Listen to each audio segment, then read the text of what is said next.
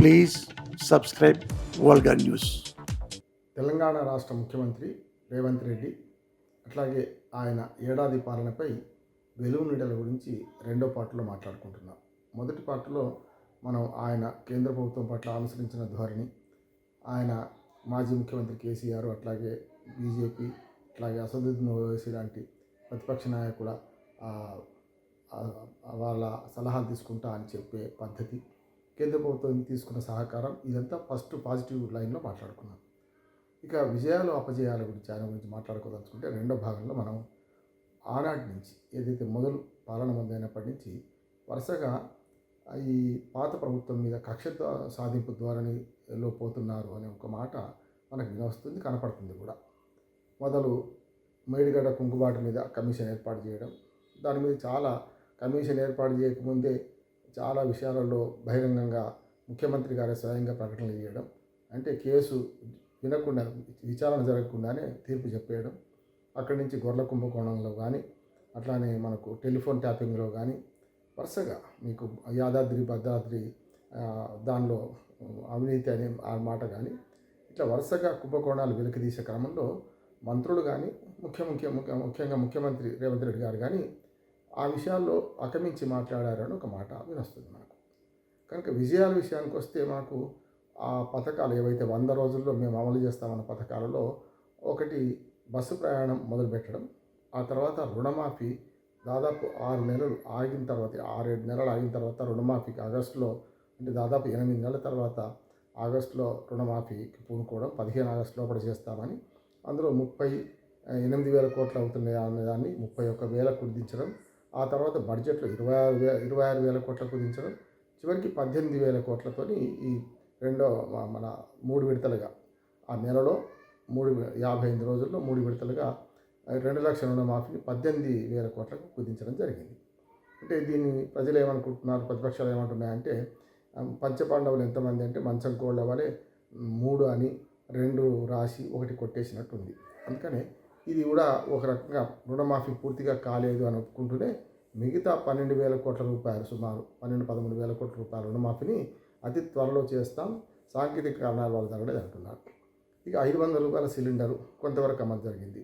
అట్లాగే 500 రూపాయలు సన్నబడ్లకు బోనస్ హామీ ఇచ్చేటప్పుడు చేతికి ఎముక లేకుండా, నోటికి హద్దు లేకుండా హామీలు ఇచ్చారు. అన్ని వడ్లకు అన్నారు, ఇప్పుడేమో మరి సన్నవడ్లకి అంటున్నారు. అది బోగస్ హామీగా మిగిలిపోయింది అని, కొందరికి మాత్రమే ఒకరిద్దరికి బోనస్ ఇచ్చి మిగతా రైతులకు ఇప్పటి వరకు కొనలేదనేది మరో ఆరోపణ. ఇట్లా వరుసగా చూస్తే కొన్ని 4-5 పథకాల విషయంలో అమలు జరిగినా అది అరకొరగా జరిగినాయి అనేది ఒక విమర్శ ఎదుర్కొంటున్నారు. రెండోది, జరగాల్సిన ఏవైతే హామీలు ఉన్నాయో తీర్చాల్సిన హామీలు చాలా మిగిలిపోయాయి అంటున్నారు. ప్రతిపక్షాలలాగా మనం అనలేం, కానీ 6 గ్యారెంటీలు 13 హామీలు అయితే ప్రధానంగా ఉన్నాయి.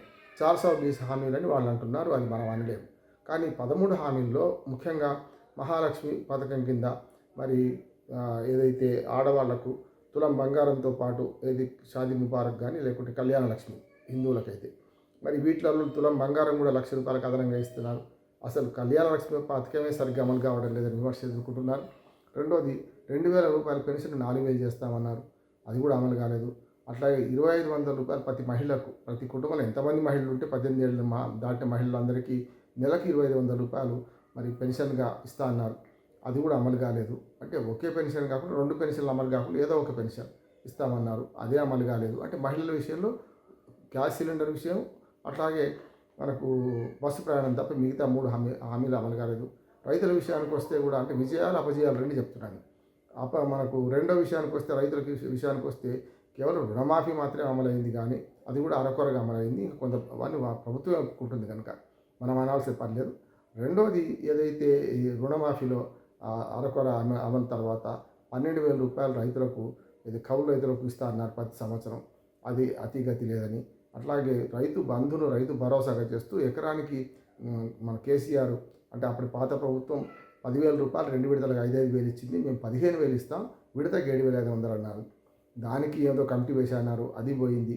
కనుక ఇప్పటి వరకు రైతు భరోసా బంధు పేరు మీద ఒకేసారి ఏప్రిల్లో మేలో ఆ పాతది డిసెంబర్లో ఇవ్వాల్సిన డబ్బులు ఏప్రిల్ మేలో ఇచ్చారు. మరి పోయినసారి మేలో ఇవ్వాల్సిన డబ్బులు ఇప్పటికి కూడా పంట చేతికి వచ్చిందో, పంట పెట్టుబడిగా ఇవ్వాల్సిన రైతు భరోసా పంట చేతికి వచ్చిన తర్వాత ఇవ్వలేదు విమర్శలు ఎదుర్కొంటున్నారు. రైతుల విషయంలో ఇవన్నీ అమలు కాలేదు. సన్న వడ్లకు అని చెప్పకుండానే అప్పుడేమో అన్ని వడ్లకు ఇస్తా అన్నారు. ఇట్లా రైతుల విషయంలో ఉన్నది.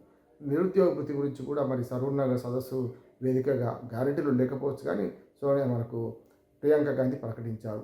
3,000 రూపాయలు 4,000 రూపాయలు రైతు మన నిరుద్యోగ గుర్తిస్తానే, దాని అతిగతి లేదు. ఇవన్నీ జరుగుతున్నాయి.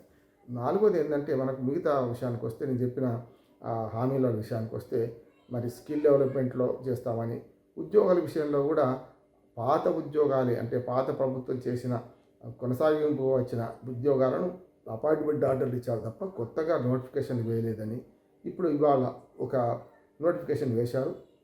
అవి కొత్తగా ఈ షెడ్యూల్ ప్రకటిస్తామన్నారు. ఇవన్నీ 100 రోజుల్లో చేస్తామని హామీ ఇచ్చి ఎవరు దానికి టార్గెట్ పెట్టుకోమన్నారు అన్నారు. ఇప్పుడేమో సంవత్సరం పాలన తర్వాత కూడా ఇన్ని వైఫల్యాలా అని ప్రతిపక్షాలు విమర్శిస్తున్నాయి.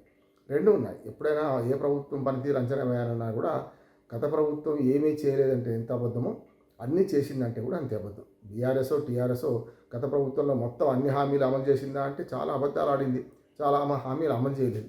కానీ వీళ్ళు ఏది కొత్తగా ప్రభుత్వం కొద్దామనుకున్న వీళ్ళు నోటికి హద్దు లేకుండా మాటకు హద్దు లేకుండా హామీలు ఇచ్చి వీటిని నెరవేర్చడంలో బడ్జెట్ సాధ్యాసాధ్యాలు పట్టించుకోకుండా ఇచ్చిన హామీలు నెరవేరకపోవడానికి ప్రధాన కారణం ఇవి, బడ్జెట్ లోటు. అట్లాగే రేవంత్ రెడ్డి గారు మొదట్లో ఏమన్నారు, లంకె బిందెలు ఉన్నాయనుకొని వచ్చినాం, తీరా చూస్తే దాదాపు 7 లక్షల పైచిలకు కోట్ల అప్పులు ఉన్నాయని.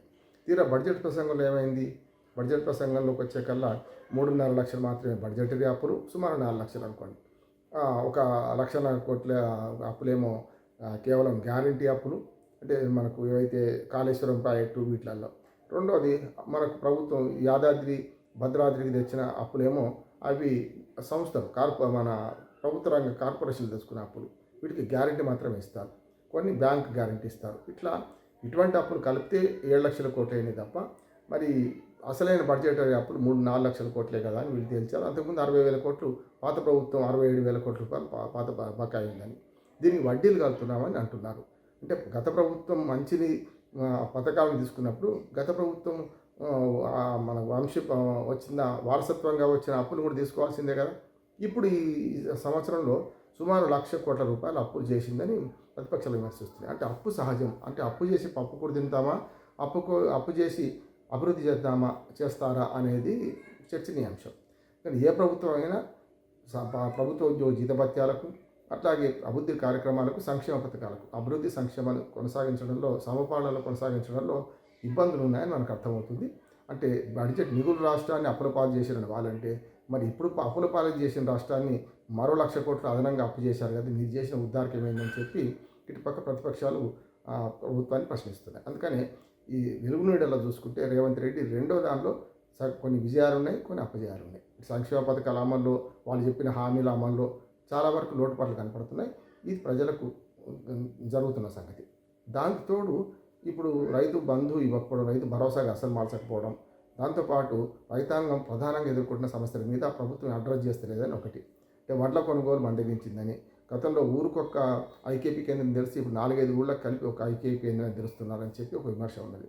దాంతోపాటు తెల్ల బంగారం అంటే పత్తి వెలవెలబోతుందని, 7,500 రూపాయల మద్దతు ధర ఉంటే కనీసం 5-6 వేలకు కూడా అమ్ముకోలేని పరిస్థితి ఉందని చెప్పి పత్తి రైతులు బాధపడుతున్నారు. వరి రైతులైతే నేను చెప్పిన ప్రకారమే అడ్డీకి పావుసేరు అమ్ముకుంటున్నారు. వీటి మీద కార్యాచరణ ప్రభుత్వం తొందరగా స్పందించలేదని ఒక విమర్శ ఎదుర్కొంటుంది. రైతాంగం విషయానికి వస్తే మిగతా అన్ని హామీల విషయంలో చాలా హామీలు నెరవేర్చకపోవడం కూడా ఇవాళ జరుగుతుంది. అందుకనే అశోక్ నగర్ నుంచి లగచర్ల వరకు, అశోక్ నగర్లో మనకు యువత తిరుగుబాటు చేసింది.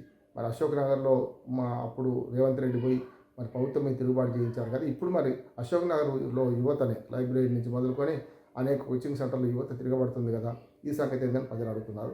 లగచర్ల భూసేకరణ విషయంలో అది ఎన్హెచ్ఆర్సీకి దాకా పోయింది, ఢిల్లీ దాకా ఈ సెగలు పాకినాయి. దీని మీద ఎన్హెచ్ఆర్సీ నోటీసులు ఇష్యూ చేసింది ఇప్పుడే ఇవాళనే. కనుక ఇవన్నీ చూస్తే ఇవి విజయాల మధ్యన అపజయాలుగా మనం భావించవచ్చు. వీటిని కూడా గమనించాల్సిన అవసరం ప్రభుత్వానికి ఉన్నది. ఇక మూడోది మనకు బూత్ పురాణాలు. అంటే నేను చెప్పాను కదా, mind diversion politics, mind game రాజకీయాలు, అట్లాగే అవసరం లేని విషయాల పట్ల పెద్ద ఎత్తున ప్రచారం చేసుకోవడం. రేవంత్ రెడ్డి బూత్ పరిభాష కూడా ముందుకు వస్తున్నది. దాని గురించి ఇంకొక ఎపిసోడ్లో మనం మాట్లాడుకుందాం.